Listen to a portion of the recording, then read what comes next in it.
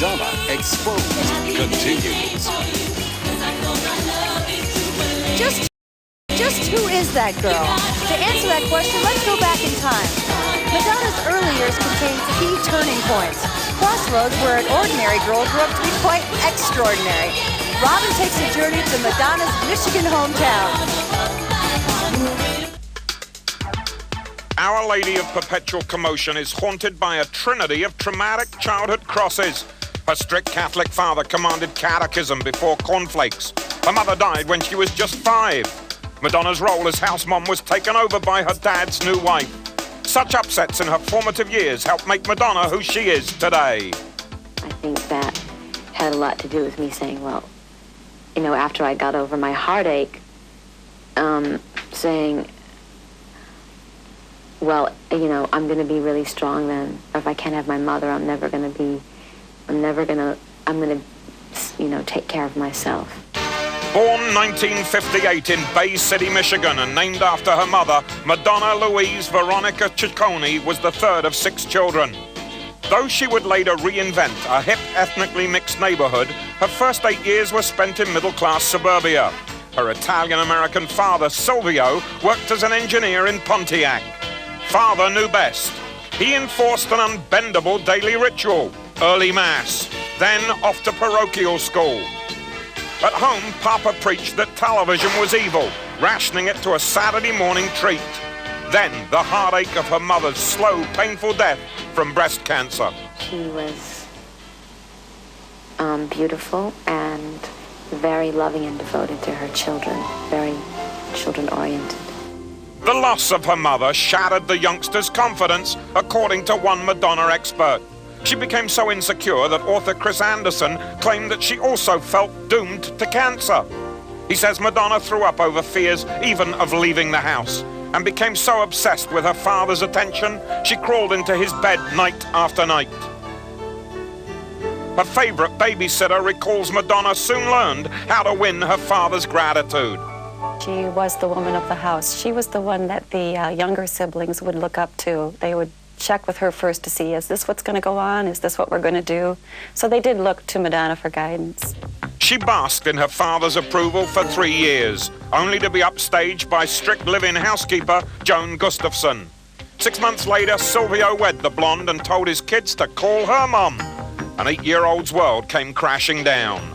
The upwardly mobile Ciccones then moved to Rochester, Michigan, where the family still lives today.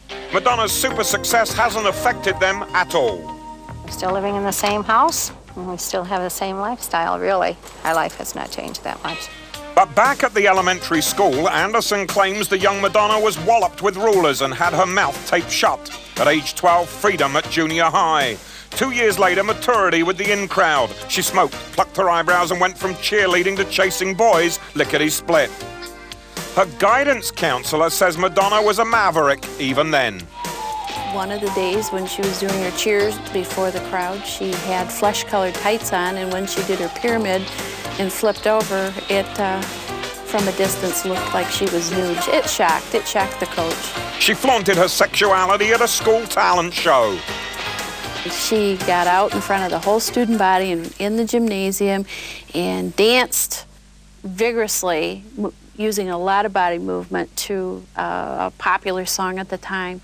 And it was pretty controversial, and I looked around at other faculty to see if any eyebrows were being raised. Her father wasn't real pleased, but she was a bright student, talented, cheerleader, honor roll, involved in a Big Brother Sister program, thespian group, and there's a real positive image that she maintained throughout her high school that she doesn't always get credit for it. Packing a 140 IQ, Madonna founded the drama club and played an ingenue. It wowed her teacher. The spotlight came on her.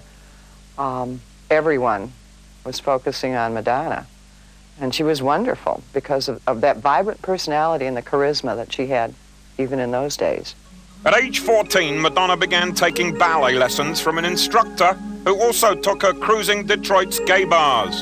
Her teachers never knew what their straight-A student was up to. She was taking dancing lessons after school when a lot of kids were out having Cokes and burgers and having a good time. Emboldened by her walk on the wild side, Madonna then seduced a school hunk in the back of his caddy, according to author Anderson. He was 17, she was 15. The taste of taboo turned her in a whole new direction.